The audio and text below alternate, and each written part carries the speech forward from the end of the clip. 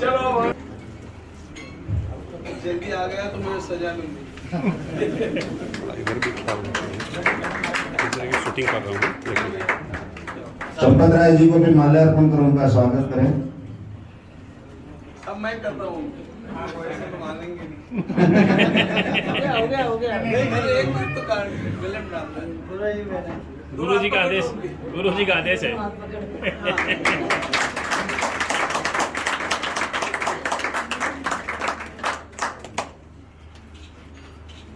अब ये माला है ना हमारे गोपाल बालकृष्ण भगवान की जय।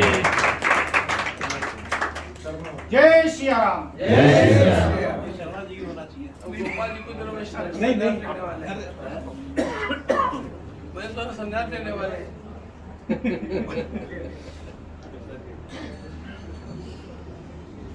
महेंद्र जी डोबा कोलार गुरु जी का स्वागत करेंगे।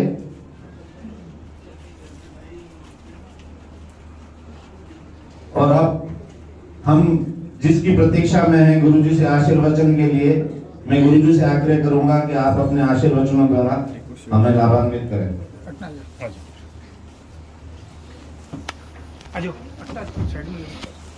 मेरी बात का महत्व कम है। मैं तो बार बार बेंगलुरु आया करता हूँ, लेकिन आज हमारे परम सम्माननीय चंपत राय जी यहाँ पर पधारे हैं, तो उनके आशीर्वाद आप ले लीजिए। और उसके पश्चात चाहे तो मैं जैसे भोजन के बाद में पापड़ परोसते वैसे मैं थोड़ा 2 मिनट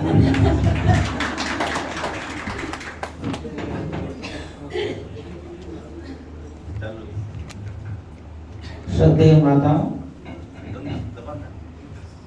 भाइयों, आप सबको मेरा प्रणाम। आशीर्वाद देने का मेरा अधिकार ही नहीं है, इतनी कंजूसी का है गूगल। तो मैं आपको अयोध्या की थोड़ी जानकारी दूंगा और निवेदन करूंगा, अवश्य पधारिए। निर्माण के बाद तो आएंगे ही, प्राण प्रतिष्ठा के बाद तो आएंगे ही, पहले भी आकर देखिए। विजयदशमी के बाद या होली के बाद, और दिवाली के बाद जरा ठंड ज्यादा हो जाएगी वहाँ।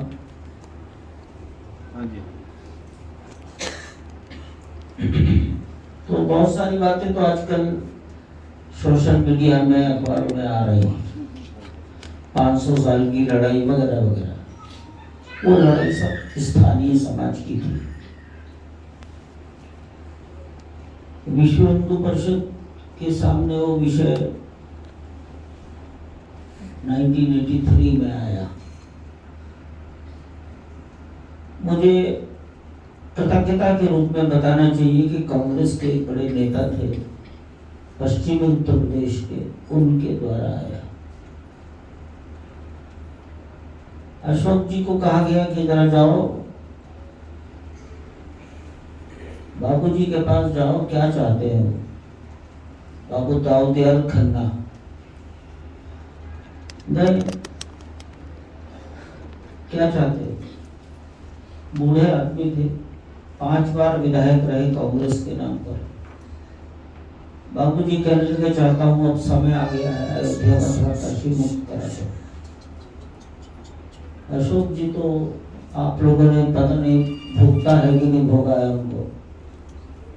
अशोक जी ने कह दिया, आपको तो इंदिरा जी बुला लेंगे तो आप तो पीछे हट जाएंगे, और हम अगर कदम आगे बढ़ गए तो पीछे हटना चाहते नहीं। उन्होंने कांग्रेस से इस्तीफा दे दिया, इंदिरा जी को चिट्ठी लिख दी, और इस प्रकार राम जन्मभूमि, इसकी मुक्ति का काम विश्व हिंदू परिषद के पाले में आ गया, और इसको कहा गया कि ये यज्ञ है, राम जन्मभूमि मुक्ति यज्ञ। चलता रहा 1983 से चलते चलते चलते चलते ये ध्यान आया कि जनता को तो कुछ मालूम नहीं है, पहले से जगाओ। तो जगने में 8 साल लग गए, और 8 साल के बाद आपको मालूम है को ढांचा, 3 गुंबदों वाला ढांचा ऐसे समाज बाबरी मस्जिद के रूप में लिखता था, वो गायब हो गया। देश के लाखों गांवों तक ये जागरण हुआ, कम से कम 3 लाख गांवों तक हुआ।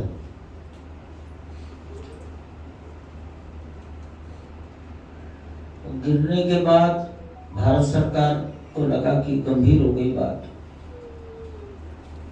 उन्होंने कितना प्लॉट था जिस पर झगड़ा था, तो जितने बड़े हॉल में आप बैठे हैं इसका दुगना, बस।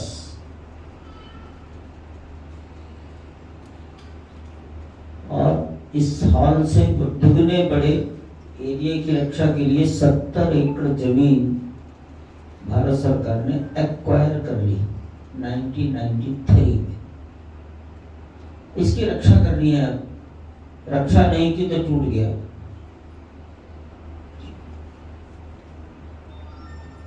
अदालती प्रक्रिया शुरू हो गई।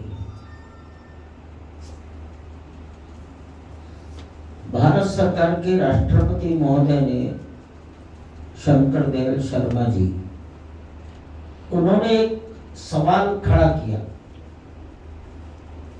कि अगर ये सिद्ध हो जाए कि जहां ये बाबरी मस्जिद नाम का ढांचा खड़ा था, यहां 1528 ईस्वी के पहले कोई हिंदू टेंपल या हिंदू स्ट्रक्चर था,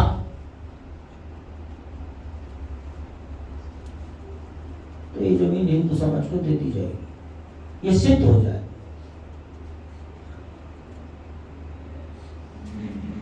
और इसको सिद्ध कैसे करोगे? 500 साल पुरानी बात।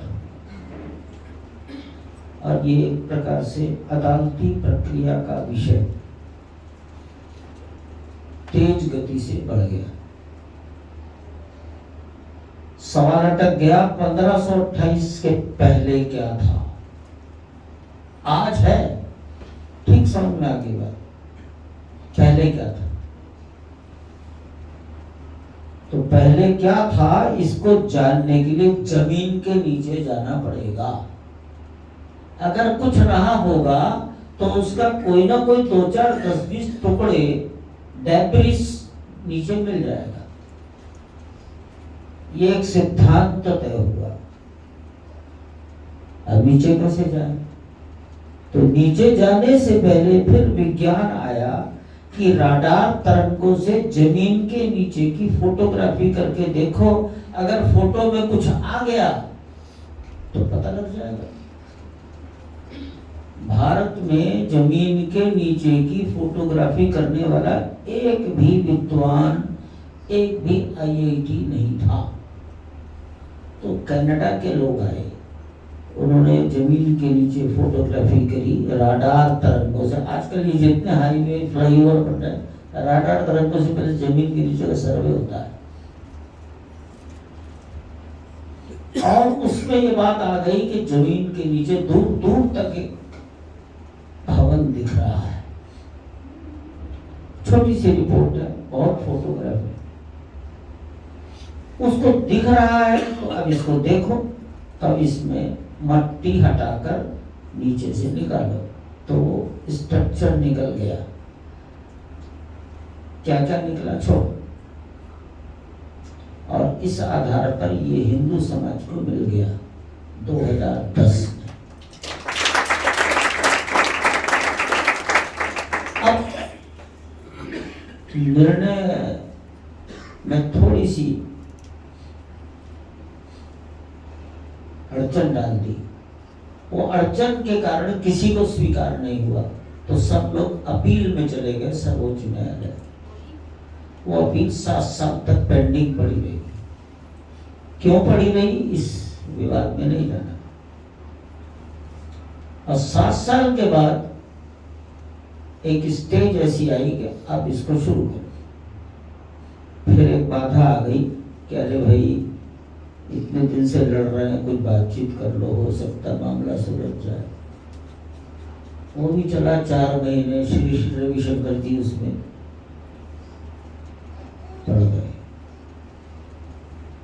हम उनके पास आया करते थे, उसके पहले बेंगलुरु आते थे। अशोक जी तो बहुत ही आते थे। खैर वो वार्तालाप भी फेल हो गई, तो सर्वोच्च न्यायालय ने कहा हम जल्दी फैसला करते हैं। 40 दिन तक लगभग 170 घंटे सुनवाई हुई और उसके बाद आप जानते हैं कि सुप्रीम कोर्ट ने उस छोटे से प्लॉट के बदले में 70 एकड़ जमीन इनको हैंडओवर करो, खत्म करो। और ये निर्णय नवंबर 2019 में हुआ है। लेकिन एक शर्त डाल दी कि मंदिर का निर्माण मैनेजमेंट करने के लिए गवर्नमेंट ऑफ इंडिया एक इंडिपेंडेंट ट्रस्ट बनाए।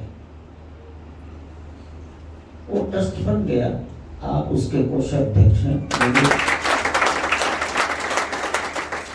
मुझे उसकी सेक्रेटरी जनरल की जिम्मेदारी मिली।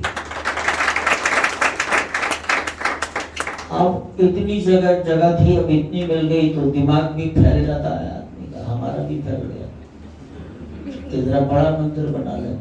उस बड़े में अभी तक अटके हैं, छोटा तो कभी का बन गया होता।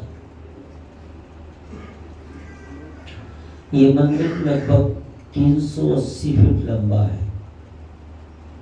सीढ़ियों से शुरू कर रहा हूं, 250 फीट चौड़ा है। जमीन से शिखर 161 फीट ऊंचा है। केवल पत्थरों का है। पत्थर 1000 साल की आयु तक मिनिमम मानी जाती है। लेबोरेटरी में टेस्टिंग हुआ है, तो फिर उसकी नींव भी 1000 साल तक बने। तो इसलिए 2-4 सिद्धांत बने उसमें, और उस सिद्धांतों का पालन हो रहा है। बड़ी कठिनाई आ गई कि जमीन में मिट्टी नहीं मिली गई। जहां मिला बालू मिला, बालू में कोई नींव नहीं बन सकती। तो देश के जितने IIT, Chennai, Mumbai, IIT Guwahati, NIT सूरत, IIT Chennai, central building research institute Roorkee, Larsen Toubro, Tata, सब के बड़े बड़े इंजीनियर वैज्ञानिक इकट्ठे होकर आपस में ऑनलाइन मीटिंग करते रहे। कोरोना का गंभीर काल था 2020,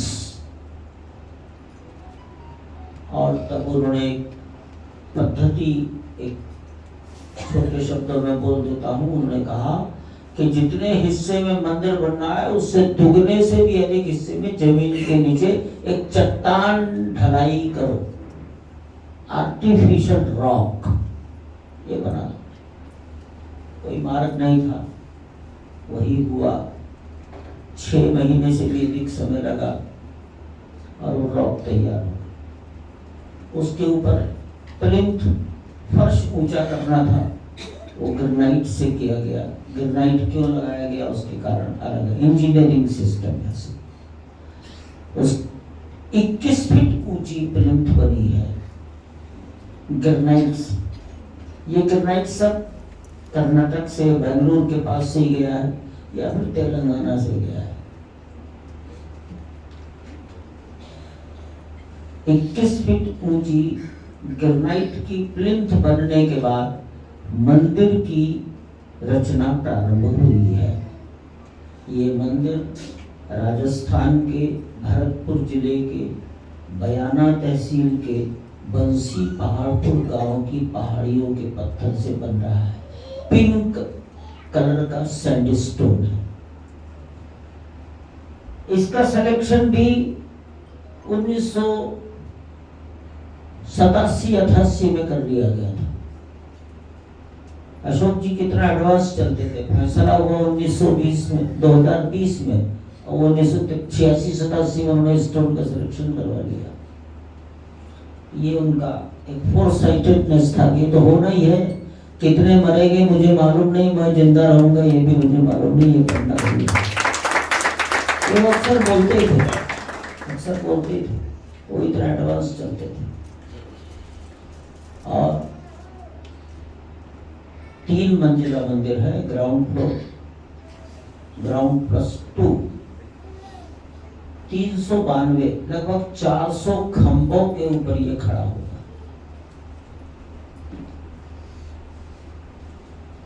गर्भगृह और फर्श इसमें मार्बल है, वो भी मकराना का है, बहुत ही उत्तम क्वालिटी का मकराना मार्बल लिया गया है। उत्तम से मेरा इतना ही अर्थ है, काल के क्रम में हवा, धूप, पानी के आधार पर या किसी और नेचुरल कोई उसमें दोष है, इसके कारण से वो कलर चेंज न करे। ताजमहल अगर 400 साल से खड़ा है तो राम जन्मभूमि के मंदिर का गर्भगृह क्यों नहीं खड़ा हो सकता? ताजमहल में अगर कोई मकरना का मार्बल लग सकता है तो उसी क्वालिटी का मार्बल आज क्यों नहीं मिलेगा? इसकी दृष्टि हो रहा है। मंदिर में कुछ दरवाजे होंगे, चौखट तो सब मार्बल की है। दरवाजों के लिए बल्लार शाह महाराष्ट्र की लकड़ी मांगी गई है। भारत सरकार में एक फॉरेस्ट रिसर्च इंस्टीट्यूट है, देहरादून में है, उन्होंने महाराष्ट्र की लकड़ी को सर्वोत्तम बताया है। टीक सागौन, वो लकड़ी वहां से आई है।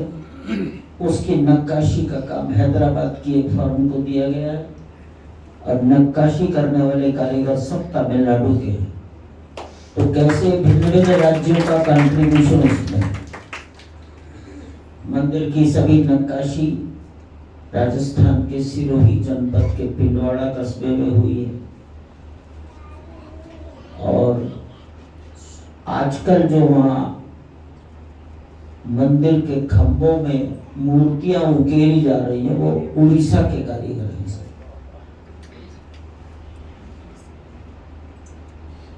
मंदिर के चारों ओर एक आयताकार रेक्टेंगुलर एक सुरक्षा दीवार बनाई गई है। मंदिर की भाषा में इस सुरक्षा दीवार को परकोटा कहते हैं। दक्षिण भारत में, कर्नाटक में भी परकोटे का कॉन्सेप्ट जरूर होगा, उत्तर में कहीं नहीं है। वो परकोटा 14 फीट चौड़ा है। दक्षिण के हर मंदिर में परकोटा 14 फीट चौड़ा है। अन्यथा परकोटा तो एक दीवार है, 14 फीट चौड़ा है। चारों ओर की आयताकार लेंथ निकालने तो 800 मीटर है। इसके भी 4 कोनों पर 4 मंदिर बना रहे हैं। 2 लंबी भुजाओं में एक एक मंदिर बना रहे हैं। तो परकोटे में 6 मंदिर हैं। ये किसके? तो इसमें विचार आया, आदि शंकराचार्य, भगवान शंकराचार्य ने पंचायतन अर्थात 5 देवताओं की पूजा करो। भगवान विष्णु, भगवान सूर्य, भगवान शंकर, भगवती और गणपति। अब राम तो भगवान विष्णु के अवतार हो गए। चारों कोनों पर शंकर, गणपति, भगवती, सूर्य। बीच में एक जगह हनुमान जी, और जहां भगवान को भोग लगने वाला प्रसाद तैयार होगा वहां रसोई बनेगी, वहां माता अन्नपूर्णा। ऐसे ये रचना है। बुजुर्गों का क्या होगा? 2 रैंप बनाए गए, एक लिफ्ट दी जाएगी। ये 14 फीट चौड़ा क्यों? कल्पना की जा रही है कि 1 लाख से 2 लाख आदमी रोज आएगा तो सड़कों का क्या होगा, इसलिए उनको यही रोटेट कर दो, छायादार होगा, उनको आराम मिलेगा। प्रवेश पूरब से होगा, निकासी दक्षिण से होगी। दक्षिण से निकासी करते ही 7 स्थान और बनेंगे। भगवान राम के काल को, भगवान राम के जीवन को जिन्होंने प्रभावित किया, महर्षि वाल्मीकि, महर्षि वशिष्ठ, महर्षि विश्वामित्र और महर्षि अगस्त्य। जब राम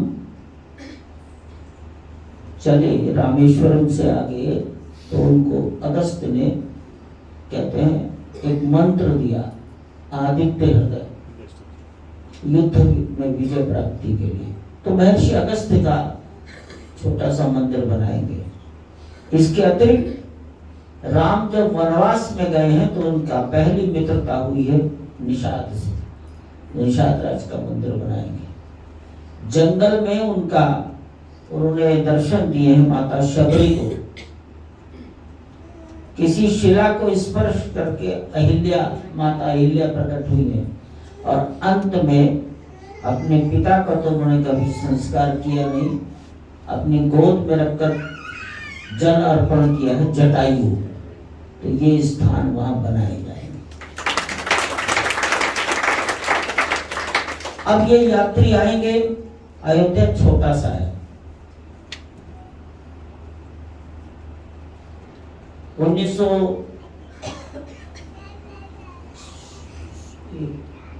2011 उसकी जनगणना में वहां की आबादी कुल 70,000 है। 40 मिनट में एक कोने से दूसरे कोने में जाते हैं। 3,000 मंदिर हैं, सब राम जी के हैं। सब नहीं, ज्यादातर 10-12 मंदिर छोड़ दिए जाए तो सब राम जी के हैं। मुस्लिम पॉपुलेशन 6% है। अब ये 2 लाख लोगों में से अगर 50,000 लोग भी रात को रुके तो क्या करोगे, कहाँ ठहरेंगे? इसलिए हम भी, ये लोग आ गए तो अपना झोला कहाँ रखेंगे? तो 25,000 तीर्थ यात्रियों का सामान एक साथ रखने की व्यवस्था ट्रस्ट की ओर से की जा रही है। अपना मोबाइल, पर्स, घड़ी ये रख सकते हैं। जूते, मंदिर में जूते का प्रवेश नहीं होगा, मोबाइल का भी प्रवेश नहीं होगा। अब ये 25,000 यात्रियों का अगर फैसिलिटेशन सेंटर बनेगा तो इनको कोई ह्यूमन आवश्यकता है। 300 शौचालयों का एक ब्लॉक भी तैयार कर रहे हैं। इसका वेस्टेज कहाँ जाएगा? तो नगर निगम पर लोड न पड़े 2 सीवर ट्रीटमेंट प्लांट भी अंदर बनाए जा रहे हैं। पानी के लिए वाटर ट्रीटमेंट प्लांट भी अंदर बनेगा। कोई आपद धर्म खड़ा हो गया कभी भविष्य में तो फायर ब्रिगेड को पानी कहां से मिलेगा, उसके लिए भी वहीं पर रिजर्वायर तैयार कर रहे हैं। बिजली कहां से आएगी? सोलर पैनल बाद में जब लगेंगे। अभी सारा काम बिजली, इलेक्ट्रिक, वाटर सप्लाई, वाटर के कारण जो बिजली पैदा होती है, तो डायरेक्ट पावर हाउस से बिजली का रिसीविंग स्टेशन बन रहा है। अंदर 3 जगह सब स्टेशन बनेंगे, डिस्ट्रीब्यूशन सेंटर। ये सारे काम एक साथ चल रहे हैं और इसलिए इन सभी कामों को पूरा करने में शायद लंबा समय लगेगा, 2 वर्ष लग सकते हैं। अभी केवल ग्राउंड फ्लोर तैयार हो जाए जहां भगवान की प्राण प्रतिष्ठा करनी है। ग्राउंड फ्लोर का काम 75-80% जून में पूरा हो गया था, तो जून में ही फर्स्ट फ्लोर का निर्माण कार्य शुरू कर दिया। हम फोकस कर रहे हैं ग्राउंड फ्लोर। गर्भगृह तैयार है, कुछ फर्श बनने का काम, और जनवरी में मकर संक्रांति के पश्चात गणतंत्र दिवस के पहले कोई सुविधा जब प्रधानमंत्री जी को होगी, भगवान की प्राण प्रतिष्ठा करेंगे। अब राम लला, लला को कहा गया है चाइल्ड राम। कोर्ट ने फैसला चाइल्ड राम को दिया है, राम को नहीं दिया है। इन्फेंट बालक है बिल्कुल। तो 5 वर्ष के बालक की कल्पना की गई है, जिसका अभी माता पिता ने जनेऊ भी नहीं कराया। 5 वर्ष के बालक का मुखाकृति, बॉडी लैंग्वेज कैसी हो, 5 वर्ष के बालक की कल्पनाओं के आधार पर प्रतिमाएं बन रही हैं। अब ये बड़ा संकट था कि कौन बनाए, तो ये वह 3 लोग बनाए, भगवान को जिसका हाथ पसंद आ जाए। तो 3 लोग 3 पत्थरों पर प्रतिमाएं बना रहे हैं अयोध्या में ही। जिस किसी का स्वरूप संत महात्माओं को अच्छा लगेगा या भगवान को पसंद हो जाएगा। चरण से लेकर ललाट, इसको 51 इंच का रखा गया है। यहां से फिर थोड़ा ये हो जाएगा, प्रभा मंडल होता है, उस छोड़ दिया हमने उसको। इसका एक कारण है 51 इंच तय करने का। खड़ी प्रतिमा, पहले बैठे हुई की बात चलती थी, लेकिन बाद में खड़ा प्रतिमा। माननीय प्रधानमंत्री जी की इच्छा थी कि रामनवमी के दिन दोपहर को 12 बजे भगवान का अवतरण हुआ, और भगवान सूर्यवंशी हैं, तो भगवान सूर्यवंश में उनका एक बालक आ रहा है, तो पहला तिलक सूर्य देवता करें, अर्थात दोपहर को 12 बजे पहली किरण भगवान के ललाट को सूर्य की प्रकाशित। अब ये रचना कैसे हो, तो आकाश विज्ञानी इस पर काम कर रहे हैं, उसमें बेंगलोर भी शामिल है। और रुड़की विश्वविद्यालय में सेंट्रल बिल्डिंग रिसर्च इंस्टीट्यूट में इस पर कृत्रिम तैयार करके ट्रायल लगभग मान लीजिए कई बार सफल हो चुका है। तो वो ट्रायल जिस ऊंचाई पर सफल हुआ है, उसमें प्रतिमा 51 इंच का ललाट आता है, इसलिए 51 इंच का ललाट।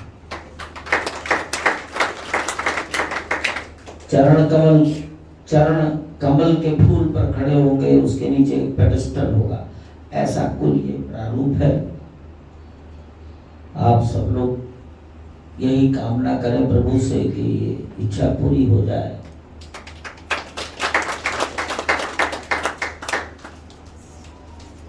और तो मुझे कुछ कहना नहीं है। जय श्री राम, जय श्री राम, जय श्री राम। श्री